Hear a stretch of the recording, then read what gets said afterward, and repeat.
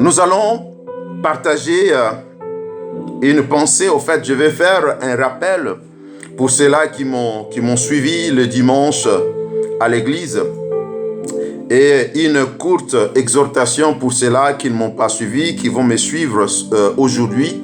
Et sur cette exhortation-là, nous allons placer nos points de prière d'aujourd'hui. Le dimanche, j'étais retourné à un enseignement que j'avais donné le dimanche précédent, que j'avais intitulé « Porte ta croix chaque jour ». Porte ta croix chaque jour. Bien-aimés, où est-ce que nous trouvons cet ordre, cette instruction dans la Bible? C'est Jésus-Christ qui donne cette instruction à tous ceux-là qui se disent ses disciples ou à tous ceux-là qui veulent être ses disciples. Il donne cet ordre de porter sa croix chaque jour. Dans le livre de Luc chapitre 9, et le verset 23 déclare ceci. Puis il dit à tous, c'est qui dit? C'est Christ, c'est Jésus-Christ qui dit à tous, si quelqu'un veut venir après moi, qu'il renonce à lui-même, qu'il se charge chaque jour de sa croix et qu'il me suive.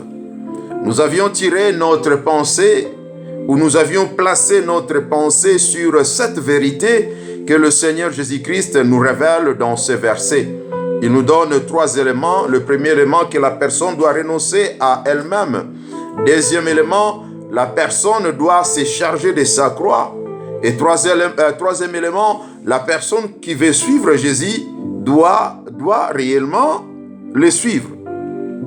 Il y a 3 éléments. Nous avions compris beaucoup de choses dans cette pensée.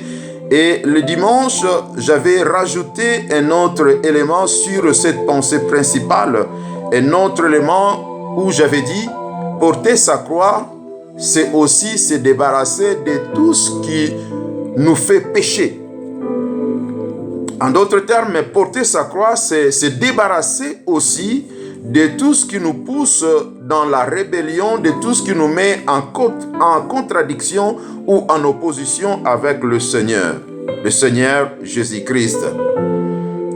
Notre pensée s'était reposée sur ce verset ici, ce passage ici, dans le livre de Matthieu chapitre 5, le verset 29 et le verset 30. Jésus-Christ nous dit de vérité profonde ici. Je disais Matthieu 5. Matthieu chapitre 5, le verset 29 et 30.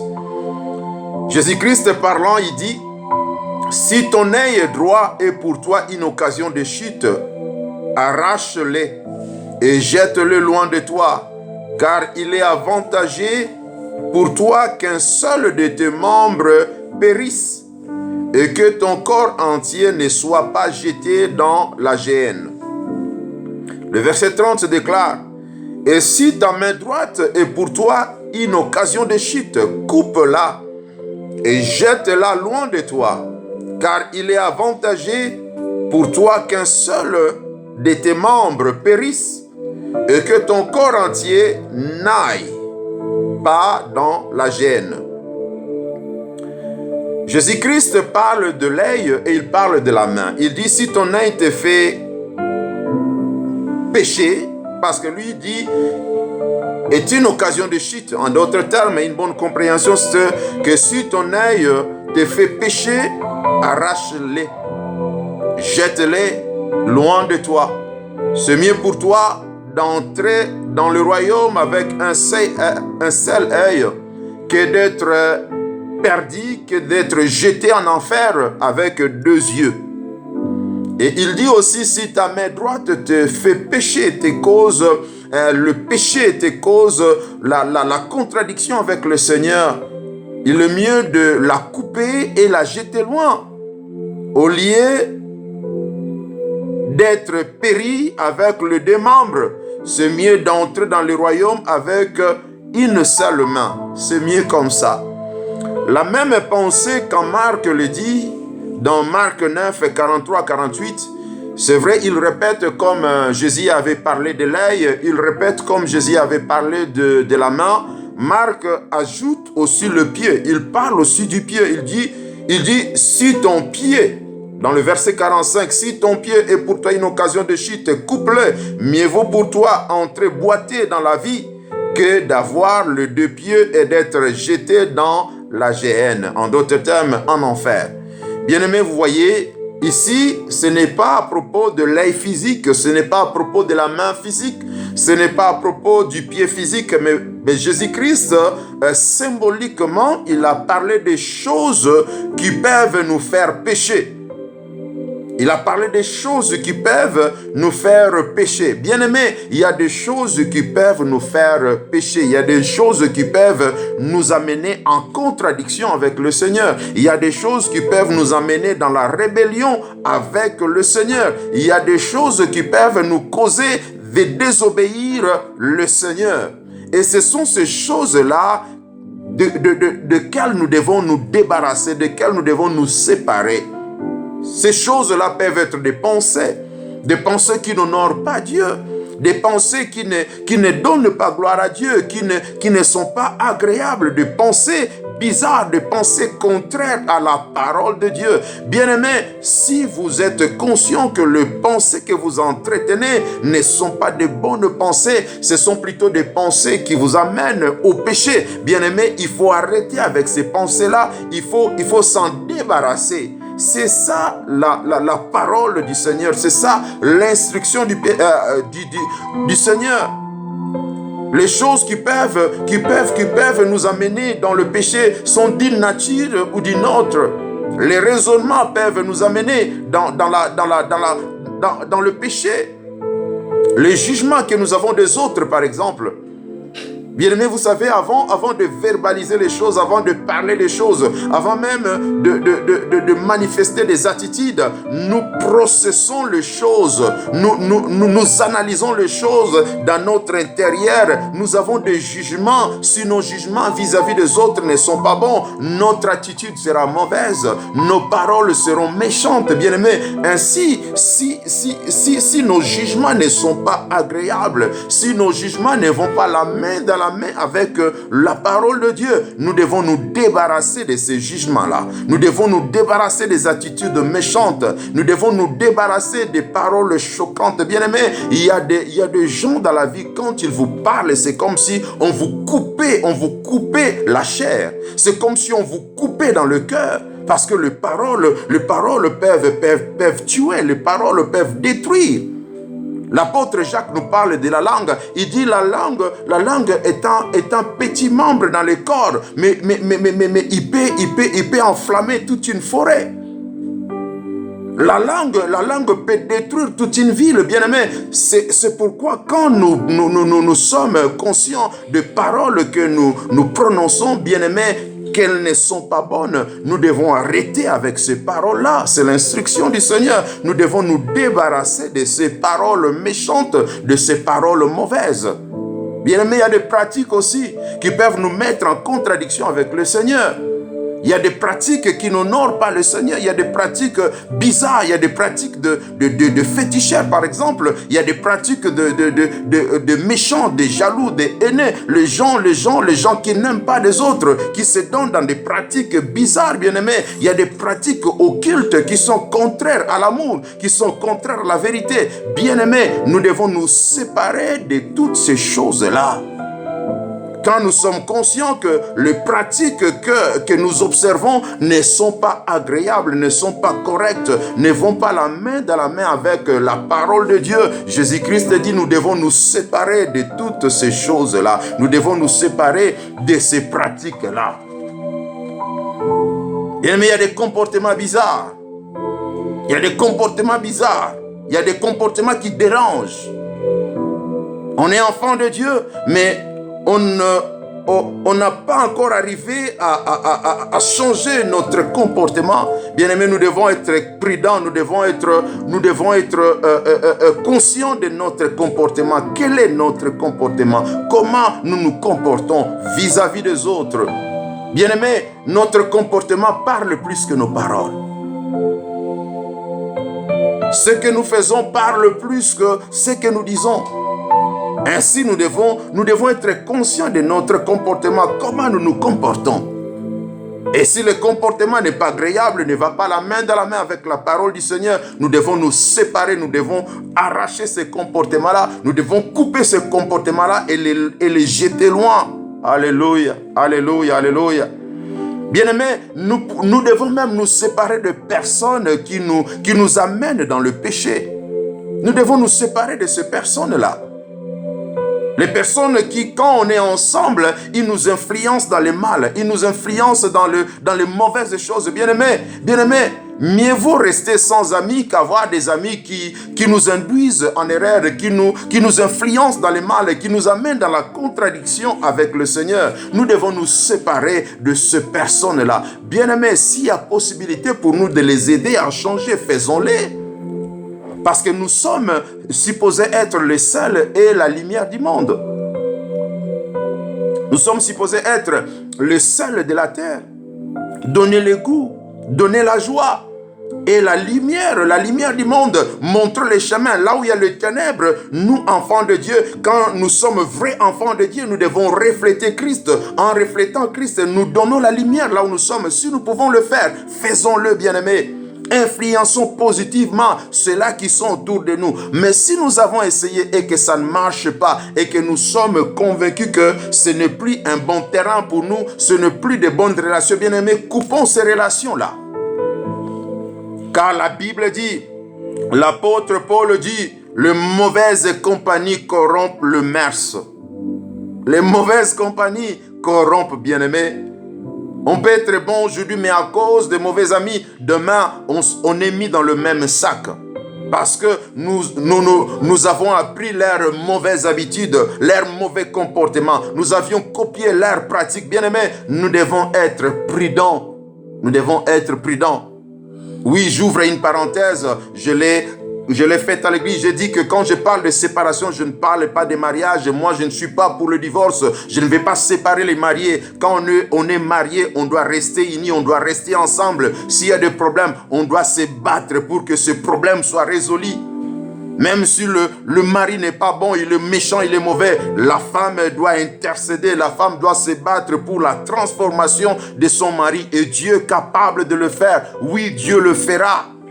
Si la femme n'est pas bonne, le mari doit se battre pour la transformation de la femme. Quand on est marié, on doit rester ensemble dans le pire comme dans le meilleur. La séparation, ce n'est pas au niveau de mariage, mais la séparation, c'est dans nos habitudes, dans nos comportements, dans nos pratiques, dans nos paroles, dans nos attitudes, dans nos jugements, dans nos raisonnements, dans nos sillages, dans nos amitiés, bien-aimés. Si ce sont des choses ou ce sont des personnes qui nous font pécher, séparons-nous de ces choses-là. Séparons-nous de ces personnes-là.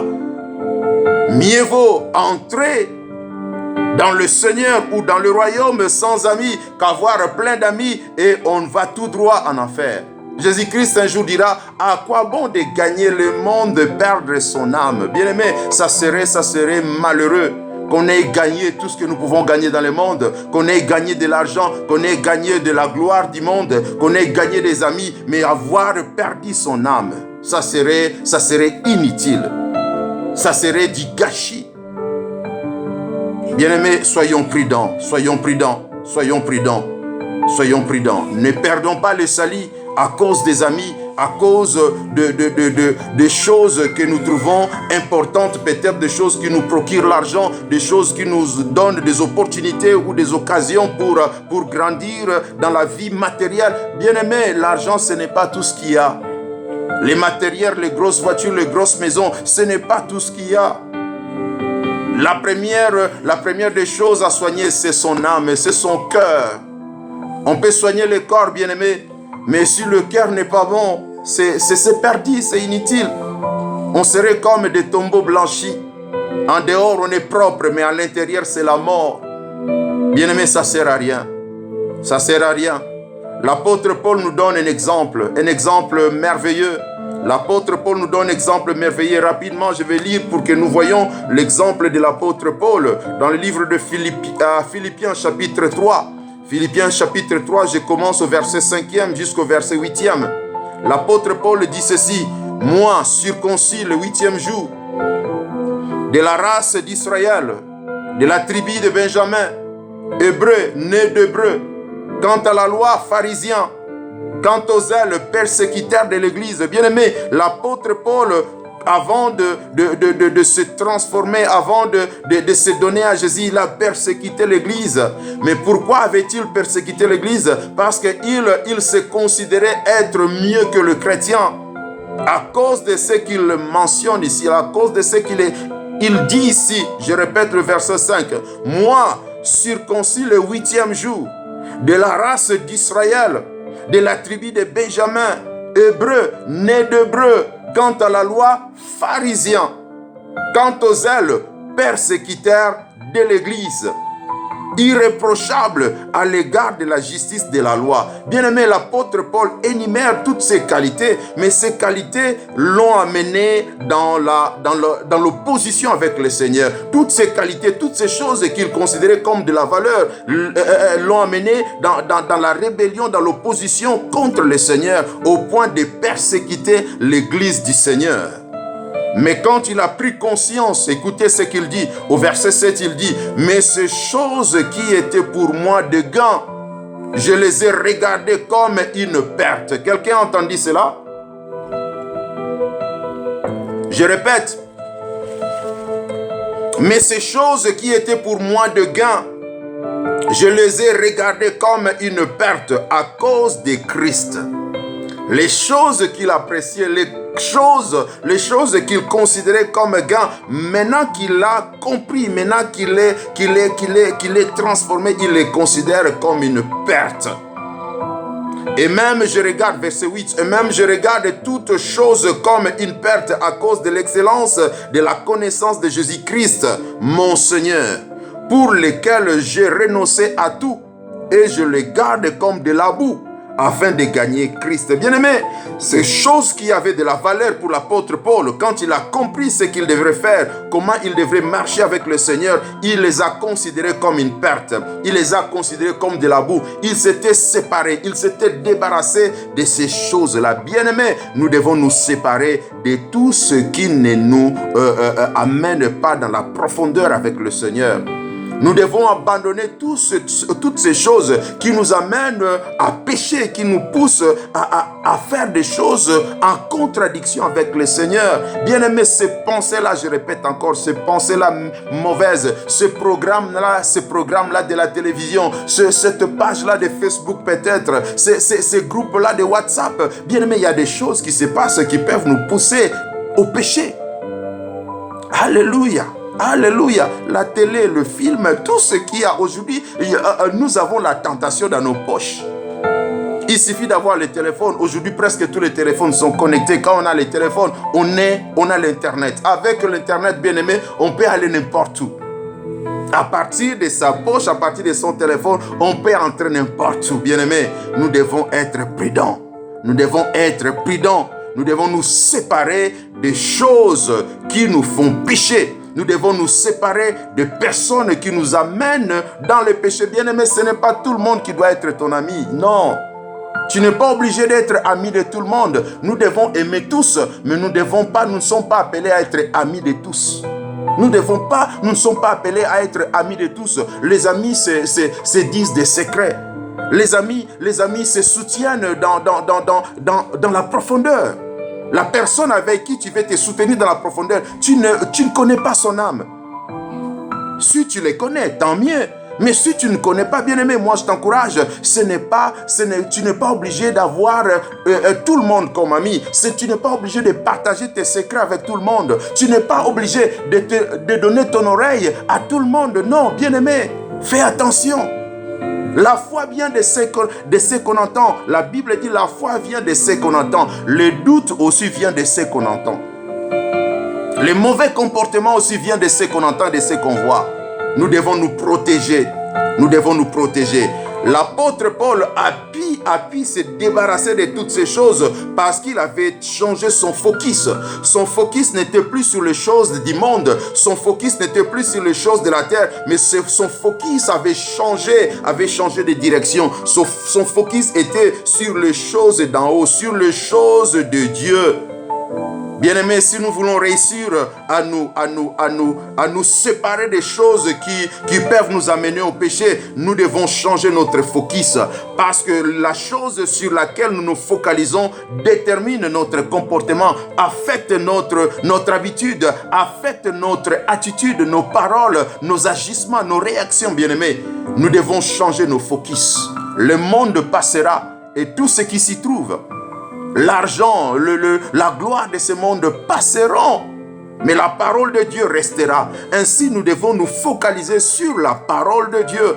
La parole de Dieu nous donne la sagesse, nous donne l'intelligence, nous donne la capacité de nous débarrasser des choses qui sont contraires à la volonté de Dieu. Alléluia, alléluia, alléluia. Je vais terminer avec ce verset. Dans le livre de Colossiens, Colossiens chapitre 3, le verset 1 et le verset 2 déclarent ceci. L'apôtre Paul parle, il dit, « Si donc vous êtes ressuscités avec Christ, cherchez les choses d'en haut, où Christ est assis à la droite du Père, à la droite de Dieu plutôt. Affectionnez-vous aux choses d'en haut et non à celles qui sont sur la terre. » Quelqu'un a entendu cela? L'apôtre Paul nous appelle à nous affectionner, à nous concentrer, à nous focaliser sur les choses d'en haut, où Christ est assis à la droite de Dieu. Bien-aimés, nous trouvons les choses d'en haut dans la parole de Dieu. L'apôtre Paul ici nous appelle à nous concentrer, à nous focaliser sur la parole de Dieu. C'est comme Dieu qui dira à Josué, après la mort de Moïse, Dieu lui dira que ce livre de la loi ne se sépare de ta bouche. Il dit, médite-le jour et nuit, afin d'agir conformément à ce qui est écrit. Bien-aimé, Josué devrait se concentrer et méditer la parole de Dieu afin d'agir, afin de se comporter, afin d'avoir l'habitude, un comportement agréable par rapport à la parole. L'apôtre Paul nous interpelle à faire la même chose. Il dit, si nous sommes ressuscités, avec Christ, nous devons nous focaliser sur les choses de Dieu. Bien-aimé, si on se focalise, si on donne trop son attention à l'argent, si on donne beaucoup trop son attention au matériel, aux choses du monde, les choses-là vont déterminer, les choses-là vont conditionner notre conduite, notre comportement, et ça sera désastreux. Suivons, imitons Paul qui nous interpelle à nous focaliser, à nous concentrer sur les choses de Dieu, afin que nous soyons capables de nous débarrasser des choses méchantes, des choses mauvaises qui nous font pécher ou qui peuvent nous amener à la contradiction à la parole de Dieu. Alléluia. Alléluia. Bien-aimés, c'est ça la pensée que le Seigneur avait pour nous. Sur cette pensée, nous allons placer nos points de prière. Bien-aimés, j'aimerais dire à quelqu'un qui n'a pas encore reçu Jésus-Christ comme Seigneur et Sauveur. Peut-être tu connais la Bible, peut-être tu connais à propos de Jésus, tu connais à propos de Dieu, tu connais à propos de Jésus, mais tu n'as jamais pris la décision de donner ta vie à Jésus. Peut-être vous n'avez jamais pris la décision de vous remettre à Jésus-Christ, de lui ouvrir votre cœur afin qu'il occupe le trône. Bien-aimé, aujourd'hui c'est le jour. Aujourd'hui c'est le jour du salut. N'attendez pas demain. Demain ne nous appartient pas. Demain ne vous appartient pas. Demain ne t'appartient pas. Aujourd'hui c'est le jour. L'apôtre Paul dit, si tu confesses de ta bouche Jésus est Seigneur, si tu crois dans ton cœur que Dieu l'a ressuscité des morts, tu seras sauvé. C'est ça la clé. C'est ça la formule. Croire dans son cœur que Dieu a ressuscité Jésus-Christ des morts et confesser de sa bouche qu'il est Seigneur. Bien-aimé, quand on confesse qu'il est Seigneur, on s'ajuste à sa volonté. Quand on confesse qu'il est Seigneur, il y a l'implication d'abandonner sa volonté personnelle et de s'ajuster, de se conformer à la volonté du Seigneur. Quand on a cette intention dans son cœur, c'est ça la clé pour être sauvé. Bien-aimé, prends la décision. Peut-être tu es à l'église depuis et tu travailles dans l'église, tu fais des choses, tu donnes ta dîme, tu amènes tes offrandes, tu fais des choses. Bien-aimé, tu peux bien faire ces choses-là. Mais si Jésus-Christ n'occupe pas ton cœur, à la fin tu seras déçu. Jésus-Christ te dira, je ne t'ai jamais connu. Tu lui diras, Seigneur, j'ai donné ma dîme, j'ai donné les offrandes, j'ai soutenu l'église, oui, mais je ne t'ai jamais connu. Bien-aimé, la clé pour appartenir à Dieu, c'est d'accepter Jésus comme Seigneur et Sauveur. Si tu ne l'as jamais fait, aujourd'hui, bien-aimé, n'endurcis pas ton cœur. Accepte Jésus-Christ et laisse-le te gouverner, laisse-le te conduire, laisse-le te diriger. Alléluia. Afin que tu sois en mesure de te concentrer sur les choses de Dieu et que tu te débarrasses de ces choses-là qui t'amènent dans la contradiction avec le Seigneur, qui t'amènent dans l'opposition avec le Seigneur, les choses-là qui te font pécher. Je te laisse quelques secondes. Bien-aimé, c'est la meilleure décision qu'on peut prendre dans sa vie. Donner sa vie à Jésus-Christ, c'est la décision du salut, c'est la décision de paix, c'est la décision de la joie, c'est la décision du bonheur. Bien-aimé, je te laisse quelques secondes. Prends la décision et nous allons continuer. Alléluia.